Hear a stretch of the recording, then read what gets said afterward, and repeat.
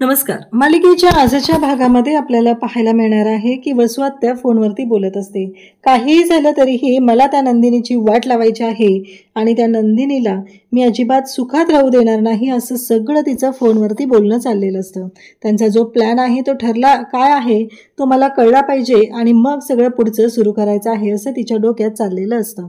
कारण नंदिनीसाठी आता नंदिनी आणि जीवा एकत्र येत आहेत, पण नंदिनीमुळं माझी ही अवस्था झालेली आहे, माझ्या घरातली माणसं माझ्याशी चुकीची वागत आहेत, हा विचार तिच्या डोक्यात चालू असतो आणि म्हणूनच नंदिनीला उद्ध्वस्त करण्यासाठी वसूने प्लॅन केलेला असतो. इकडे आता पार्थ काव्याच्या रूममध्ये म्हणजे गेस्ट रूममध्ये आलेला आहे आणि तो काव्याला म्हणत असतो, काव्या प्लीज ऐका ना माझं, तुम्ही असं नका करू, असं म्हणून तो मागं लागलेला असतो. परंतु काव्या मात्र ऐकायलाच तयार नसते. काव्या म्हणत असते की तुम्ही असं नका करू असं म्हणत त्यालाच बोलत असते. तेव्हा मात्र इकडे आता पार्थ हे सगळं बोलत आहे आणि नेमकी मानिनी तिथं आलेली आहे. काव्याचा हात पार्थने पकडलेला आहे आणि मानिनीला मात्र आता धक्का बसलेला आहे की यांना एवढं जरी समजवलं तरीही ऐकायला तयार नाहीयेत. पुन्हा हा इथंच आलेला आहे. या गोष्टीचा मात्र तिला त्रास होत असतो. ती म्हणत असते की नाही, काही झालं तरीही मला बोलावंच लागणार आहे, कारण मी एवढं सगळं सांगितलेलं होतं तरीही ही मुलगी ऐकत नाहीये, असं म्हणत मानिनी आता रागानेच त्या दोघांकडे पाहत असते. तर हे सगळं कशा पद्धतीने होणार आहे ते आपण आजच्या या व्हिडिओमध्ये पाहणार आहोत. त्यासाठी हा व्हिडिओ शेवटपर्यंत पहा. त्याचबरोबर चॅनलवरती नवीन असाल तर चॅनलला सबस्क्राईब करा, व्हिडिओला लाईक करा. आणि त्याचबरोबर हे सगळं जेव्हा चालू आहे तेव्हा आता मानिनीने एक निर्णय घेतलेला आहे. तिने काव्याला स्पष्टपणे सांगितलेलं आहे की काहीही झालं तरीही तू पारच्या जवळ राहायचं नाहीस, पारशी कोणताही संपर्क ठेवायचा नाहीये, माझ्या पारपासून लांब राहायचं आहे, असं वचन मानिनीने काव्याकडून घेतलेलं असतं. आणि त्यामुळे आता सांगितलेलं असतं, डायरेक्ट पार्थला सांगितलेलं असतं की आता एक महत्त्वाची गोष्ट आहे, ती म्हणजेच की या सगळ्या गोष्टी जरी अशा घडत असल्या तरीही तिने डायरेक्ट येऊन सांगितलेलं असतं की आता काव्या जी आहे ती इथे राहणार नाही, काव्या गेस्ट रूममध्ये जाणार आहे. तिला अभ्यासामध्ये डिस्टर्ब होतं ना आणि तिला IAS व्हायचं आहे, तिचं स्वप्न आहे, तर ते पूर्ण करण्यासाठी आपण तिची मदत केली पाहिजे, अशा पद्धतीने बोलणं चाललेलं असतं. परंतु या सगळ्या गोष्टी जरी घडत असल्या तरीही इकडे मानिनीचं जे बोलणं आहे ते ऐकून काव्याला मात्र धक्का बसलेला असतो. पार्थ म्हणत असतो की त्याची काहीच गरज नाहीये, मी जातो ना गेस्ट रूममध्ये, काव्याने जायची काय गरज आहे, असं तो सांगू लागतो. तरी सुद्धा मानिनी ऐकायलाच तयार नसते. मानिनी म्हणत असते की नाही आणि ती काव्याकडे रागाने पाहत असते. ती दुसरं काहीच करत नाहीये, तिला फक्त जे करायचं आहे त्या पद्धतीने ती करत असते आणि काव्याकडे रागाने पाहत काव्याला म्हणत असते की काव्या म्हणते की नाही पार्थ, मी जाईल, कारण कसं माहिती आहे का, ही रूम आहे ना ती हॉलच्या जवळ आहे, खाली आहे ना, आणि आपली गेस्ट रूम वरती आहे, त्यामुळं मी वरच्या रूममध्ये जाते, म्हणजे मला डिस्टर्बन्स होणार नाही. मानिनी तिच्याकडे जे पाहत असते, रागाने पाहत असते, या सगळ्या गोष्टींमुळे हे सगळं झालेलं असतं. तरी सुद्धा काव्याला समजवण्यासाठी मानिनी बोलत असते. तिला काव्याला ह्या सगळ्यामधून आता पार्थपासून लांबच ठेवायचं आहे असंच तिचं ठरलेलं असतं आणि तसंच त्या पद्धतीने ती वागत असते. तेव्हा मात्र इकडे पार्थ म्हणत असतो की काय चाललंय काव्या तुमचं. पार्थला खरं तर धक्का बसलेला असतो. पार्थला ही गोष्ट कळतच नाहीये की काव्याचं काहीतरी विनसलंय, ही गोष्ट मात्र लक्षात असते. तेव्हा तो म्हणत असतो की हे सगळं काय चाललंय तुमचं, काय नक्की काय म्हणायचंय काय. काव्या म्हणते की हो, आणि मग मानिनी सांगते की जाऊ दे ना रे, तिला वरती जाऊन करायचा अभ्यास करू दे ना, तू राहा नाही ते रूममध्ये. तेव्हा पार्थ म्हणत असतो की काय चाललंय, म्हणजे मला कळतच नाहीये की एवढं गरजेचं आहे का जाणं, तुम्ही ज्या पद्धतीने बोलताय ना ते मला काही कळत नाहीये काव्या. काव्या म्हणत असते की हो पार्थ, कारण मी स्वतःला वचन दिले, असं सांगू लागते.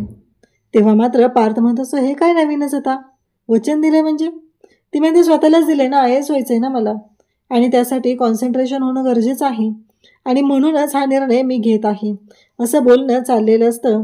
आणि तेव्हा मात्र इकडे पार्थ तिला समजवत असतो, पण तिला काही ऐकायचंच नसतं. काव्या म्हणते की हो, आणि मानिनी सुद्धा अगदी हट्टालाच पेटलेली असते, तिला ऐकायचंच नाहीये. तिला आता काव्यावरती राग आलाय ना, बस मग काव्याला रूममधून बाहेर काढायचं, वरती पाठवायचं. पण या गोष्टीचा परिणाम काय होणार आहे, तर या सगळ्यामुळे काव्याची जागा घ्यायला रम्या मात्र तयार होणार आहे आणि रम्या तिथे येऊन वेगळा गोंधळ नाही घातला म्हणजे बाद झालं. आता मानिनी निघून जाते आणि आजच्याच हिने वरच्या रूममध्ये शिफ्ट व्हायचं ठरवलेलं असतं. खरं तर काव्याला या गोष्टीचं खूप वाईट वाटत असतं. काव्याला वाईट वाटत असतं आणि तेवढंच वाईट इकडे पार्थला सुद्धा वाटत असतं. पार्थ सुद्धा त्याच गोष्टींचा विचार करू लागलेला असतो. पार्थ म्हणत असतो की खरंच काव्या गरजेचं आहे का हे सगळं करणं? काव्या म्हणत असते की हो, मी सांगितलं ना तुम्हाला, मी स्वतःला वचन दिले आणि मला ते पाळलं पाहिजे की नाही, कारण मला IAS व्हायचं आहे असं ती सांगत असते. इकडे जीवा आलेला असतो. तो किचनमध्ये असतो. नंदिनी पाणी देते तेव्हा जीवा म्हणतो की अगं नंदिनी, एक गोष्ट सांगू का? तेव्हा नंदिनी म्हणते बोला ना जीवा, काय झालं? तेव्हा जीवा म्हणू लागतो की मला म्हणजे थोडंसं चहा बनवशील का गं? म्हणजे मी आता इतक्या उशिरा सांगतोय, मान्य मला योग्य नाही आहे ते, पण बनवशील का? तेव्हा नंदिनी म्हणते त्यात काय एवढं जीवा? तेव्हा तो म्हणतो की अगं तूही दिवसभर काम करून येते ना, मी कधी नाही विचारलं तुला, तुला काय हवं आहे, तू दमलेस का? कोणत्याच गोष्टी मी तुला विचारल्या नाहीत. तेव्हा नंदिनी म्हणते अहो एवढं काय त्याच्यामध्ये, एवढं मनाला नका लावून घेऊ. आणि जीवाची ती समजूत घालत असते. परंतु नंदिनी जेव्हा हे सगळं बोलत असते तेव्हा मात्र जीवासुद्धा इकडे खुश असतो. नंदिनी म्हणते कसा गेला तुमचा आजचा दिवस? तेव्हा जीवा सांगू लागतो की हो, आज खूप हेक्टिक होतं. म्हणजे मला ना कळतच नव्हतं की काय होणार आहे, पण आजचा दिवस मात्र खूप हेक्टिक होता असं नंदिनीला तो सांगत असतो. तेव्हा मात्र नंदिनी म्हणते की काय झालं? तेव्हा जीवा म्हणतो की काहीच उपयोग झाला नाही आहे, मला कोणी स्पॉन्सर करायलाच तयार नाही आहे. नंदिनी म्हणते असं नाही विचार करायचा, मला सांगा ते सगळं जे आहे ना ते आपण बाप्पावर सोडायचं, आपण आपले प्रयत्न करत राहायचे. आठवते का तुम्हाला, तुम्ही ना आनंद निवासाठी केवढं मोठं फंडिंग मिळवून दिलं होतं. अहो होऊ शकतं, तुमचं जे बोलण्याचं स्किल वगैरे आहे ना ते खूप छान आहे, करू शकता तुम्ही हे सगळं, मला कॉन्फिडन्स आहे तुमच्याबरोबर. आणि कसं आहे माहिती आहे का, हार मानायची नाही, उमेद ठेवायची. तेव्हा जीवा म्हणू लागतो बरोबर आहे, माझी उमेद तर माझ्याबरोबरच आहे, काही प्रॉब्लेम नाही आहे असं तो बोलत असतो. तेव्हा मात्र नंदिनी म्हणते म्हणजे? तेव्हा जीवा सांगू लागतो की हे काय, तुम्ही आहात माझी उमेद. नंदिनीला तर धक्का बसतो. नंदिनी म्हणते काय चाललंय हे, आणि तिला छान वाटतं. तेव्हा तो म्हणतो की मला ना तू कायम माझ्यासोबत हवी आहे माझ्या या कामामध्ये, आणि मग मला प्रोत्साहन मिळतं. तेव्हा मात्र नंदिनी म्हणत असते की हो, मी कायम तुमच्या पाठीशी असणार आहे. तेव्हा जीवा म्हणतो पाठीशी नाही ग, मला ना तू सोबत हवी. आणि जीवा नंदिनीशी बोलत असतो. नंदिनी म्हणत असते की हो, मी तुमच्यासोबत असणार आहे, काळजी करू नका. हे सगळं बोलणं चाललेलं असतं. जीवा नंदिनीला सांगत असतो. त्यानंतर नंदिनीला तो म्हणतो की मला एक कळत नाही आहे की माझ्या का लक्षात येत नाही कधी ह्या गोष्टी, मी तुला विचारलं पाहिजे तुझा दिवस कसा गेला, काय झालं, आल्यानंतर तुझ्यासाठी पाणी दिलं पाहिजे, पण मला नाही कळत ग. आणि त्यानंतर तो विचारतो की सांग ना बरं, माझं सांगून झालं, तुझा दिवस कसा गेला आज? तेव्हा नंदिनी सांगत असते की माझा दिवस ना खूप हेक्टिक होता. कसं आहे, आनंद निवासला ना आता 10 वर्ष आहेत. आता 2-3 पुढच्या काही दिवसांमध्ये आनंद निवासची 10th अॅनिव्हर्सरी आहे. तेव्हा जीवा म्हणतो भारीच. तेव्हा म्हणतो चालेल, मी उद्यापासून तुझ्याबरोबर येतो तिथे, म्हणजे मलाही व्यवस्थित कामं करू लागता येतील तुला. तेव्हा नंदिनी म्हणते अहो पण तुमच्या कामांचं काय? जीवा म्हणतो अगं तेही करतो मी, पण तुला आनंद निवासच्या कामामध्ये मदत करतो. तेव्हा जीवाला ती सांगू लागते की लवकरात लवकर एक महत्त्वाचं काम करायचं आहे, ते म्हणजे आनंद निवासचे रेंट ॲग्रीमेंट रिन्युअल करून घ्यायचं आहे. ते होणं खूप गरजेचं आहे. जीवा म्हणतो की काळजी करू नको, पुढील 50 वर्षांसाठी आपण ते रिन्यू करून घेऊया असं सांगू लागतो. इकडे पार्थ काव्याला म्हणत असतो की काव्या, तुम्ही ना काहीतरी माझ्यापासून लपवताय. काव्याने बॅग भरायला घेतलेली असते.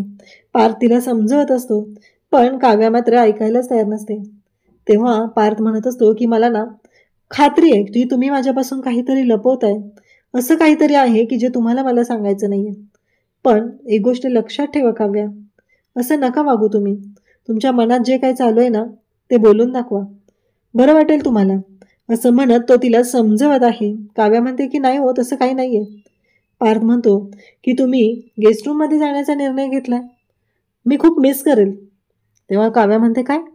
तेव्हा पार्थ म्हणतो की हो ना, तेच ना, माझं चिडवणं आणि तुमचं चिडणं ह्या सगळ्या गोष्टी मी मिस करेल.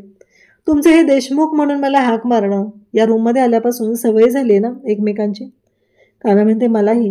काव्याच्या डोळ्यात पाणी आलेलं असतं. काव्या म्हणते एखादी वास्तू सोडून जाताना धक्का तर बसतोच ना, तसं एखादी जागा सोडून जाताना धक्का बसतो असं ती सांगत असते. आणि तेव्हा मात्र इकडे काव्याशी तो बोलत आहे. काव्या मात्र बाजूला जात असते, नजर चोरत असते, तिला रडू येत असतं. तिलाही पार्थपासून दूर जायचं नाहीये, पण आता तिच्यावरती चुकीच्या पद्धतीने हे सगळं घडलेलं असतं, चुकीच्या पद्धतीने या गोष्टी समोर आलेल्या आहेत आणि मानिनीने हा पर्याय तिला दिलेला आहे. त्यामुळे तिला ऑप्शनच नाही आहे, कारण तिच्याकडून तसं वचन घेतलेलं आहे की पार्थपासून लांब राहायचं. आता मात्र काव्याला धक्का बसत असतो. हे कसं मॅनेज करणार आहे? आणि त्याहीपेक्षा पार्थला जास्त त्रास होत असतो. पार्थ म्हणत असतो की 4 महिन्यानंतर ज्या गोष्टी होणार आहेत ते आत्तापासूनच आपण करायला लागलोय. मला कळत नाही आहे की या सगळ्याचं काय करावं लागेल, असं तो तिला सांगू लागतो. तेव्हा ती म्हणत असते, म्हणजे सवय होईल ना ते, कारण 4 महिन्यानंतर आपल्याला त्रास होणारच आहे. त्यामुळं आत्ता ह्या गोष्टींची सवय होणंही गरजेचं आहे, असं बोलत असते. तेव्हा मात्र इकडे पार्थ म्हणत असतो की काव्या, हे काय बोलताय तुम्ही नाही मिस करणार मला? तेव्हा काव्या म्हणते की नाही करणार. पार्थला जास्त वाईट वाटतं, कारण काव्या ज्या पद्धतीने पार्थसोबत बोललेली असते त्यामुळं काव्यालाही खरं तर बरं वाटलेलं होतं. पण काव्या सध्या पार्थपासून दूर जायचं आहे यामुळं खूप डिस्टर्ब झाली. पार्थ म्हणतो की मी येईल तुम्हाला रूममध्ये भेटायला, आणि त्याचबरोबर पार्थ असं म्हणालेला असतो की रात्री झोपायलाही इकडे येणार नाही आहेत तुम्ही. मानिनीने स्पष्ट सांगितलेलं असतं की नाही, झोपायला सुद्धा जायचं नाही, कारण तुझ्या घोरण्याचा तिला त्रास होईल ना, आणि मग सकाळी काव्याला झोप लागलेली असते तेव्हा तुझं आवरण असतं, त्यामुळं ती तिकडेच झोपेल असं सगळं ठरलेलं असतं. या गोष्टी जेव्हा घडत असतात तेव्हा मात्र इकडे धक्का बसलेला असतो. पार्थ आणि काव्या दोघांना पण. काव्याने बॅग भरलेली असते, तिची पर्स तिच्या हातात असते आणि ती निघत असते. काव्याला मात्र जायचं नसतं पार्थला सोडून. तिचा जीव कासावीस होतो असतो पार्थसाठी, पण पर्याय नसतो, त्यामुळं तिला जावं लागत असतं. ती जात असते. पार्थ म्हणत असतो की मी भेटायला येईल. काव्या म्हणत असतो की नाही. पार्थला वाईट वाटत असतं की काव्याला एवढा त्रास होतोय माझ्या वागण्याचा, म्हणजे काव्याला मी त्यांच्यासमोर नको आहे हे सगळं लक्षात आलेलं असतं. आणि ते दोघंही बोलत असतात. तेव्हा मात्र पार्थ म्हणत असतो की मला ना कळतच नाही आहे की नक्की प्रॉब्लेम काय झाला आहे तुमचा, तुम्ही माझ्यापासून काहीतरी लपवताय हे मात्र मला माहिती आहे. अशा पद्धतीने दोघांमध्येही बोलणं चाललेलं असतं. आणि त्यानंतर पार्थ तिला जाताना म्हणतो की हे घड्याळ घेऊन जा. तेव्हा काव्या म्हणत असते की हो, पण काव्या म्हणते की हे घड्याळ तर बंद पडलं आहे. तेव्हा पार्थ तिला सांगू लागतो की काय झालं माहिती आहे का, हे जे घड्याळ आहे ना हे आपल्या नाडीवर चालतं, हे बघा, असं म्हणत त्याने त्याच्या हातातलं घड्याळ काव्याला दाखवलेलं असतं. आणि काव्याला तो सांगत असतो की एक गोष्ट लक्षात ठेवा, जेव्हा हे घड्याळ बंद पडेल ना तेव्हा एक गोष्ट लक्षात ठेवायची आहे की मी सुद्धा संपलेलं असेल, माझी सुद्धा नाडी बंद पडलेली असणार आहे, म्हणून हे घड्याळ बंद पडलेलं असेल. काव्या म्हणत असते असं काही बोलू नका, असं म्हणत काव्याने पार्थच्या तोंडावरती हात ठेवलेला असतो. पार्थ म्हणतो की हो, खरं तेच सांगत आहे, कारण आत्ता तुम्ही चाललेला आहात. मला खूप वाईट वाटतंय, मला कळतच नाही आहे की मी कसं थांबवू तुम्हाला. मला नाही या गोष्टी कळतच नाही आहेत की एवढं काय आहे, तुम्हाला माझा एवढा त्रास होतो, पण काव्या तुम्ही असं करायला असं नव्हतं वाटलं मला. काव्याला तर कुठे इच्छा असते जाण्याची, हे सगळं जावं लागत असतं ते म्हणजे मानिनीमुळे. मानिनीने गैरसमज निर्माण केलेला असतो त्यामुळं. आणि शेवटी आता काव्या हे निघालेली असते, घड्याळ घेतलेलं असतं तिनं. पार्थ तिची समजूत घालत असतो, पण काव्याला मात्र ऐकूनच घ्यायचं नाही आणि काव्या निघालेली असते. इकडे वेगळीच गोष्ट घडत असते, ती म्हणजे वसुहत्या. वसुहत्याने नंदिनीला उद्ध्वस्त करण्याचा जणू काही विडा उचललेला आहे. अशा पद्धतीने तिचं काम ती करत असते. तिचं एवढंच चालू आहे की मी शांत राहणार नाही, या नंदिनीला मी उद्ध्वस्त करणार आहे, अशा पद्धतीने तिचं बोलणं चाललेलं असतं. आणि ती म्हणत असते की मी गप्प बसणारच नाही, कारण या नंदिनीने मला एवढा त्रास दिलेला आहे, असं ती बोलत असते. आणि एका व्यक्तीला ती कॉल करते आणि सांगते की जे काय आहे ना ते सगळं मला कळलं पाहिजे, ती नंदिनी मला उद्ध्वस्त करायची आहे. इकडे पार्थ आणि काव्याच्या रूममध्ये पार्थ आलेला असतो आणि तो काव्याचा हात पकडत असतो. काव्या म्हणत असते पार्थ काय करताय, सोडा तुम्ही. पण पार्थ मात्र तिचा हात सोडायलाच तयार नसतो आणि नेमकी मानिनी तिथं आलेली असते. आणि मग मात्र काव्या हादरते. पार्थच्या लक्षात येतं की नक्कीच काहीतरी असं आहे जे आईमध्ये आणि यांच्यामध्ये आहे आणि ते माझ्यापासून लपवलं जाते, हे लक्षात आलेलं असतं. तेव्हा मात्र काव्या मानिनीकडे पाहत असते. काव्याला सुद्धा खूप मोठा धक्का बसलेला असतो. अचानक मानिनी आल्यामुळं काव्या पाहतच राहते. मानिनी रागानेच पाहत असते. अशाच अपडेटसाठी चॅनलशी कनेक्ट राहा. थँक्यू.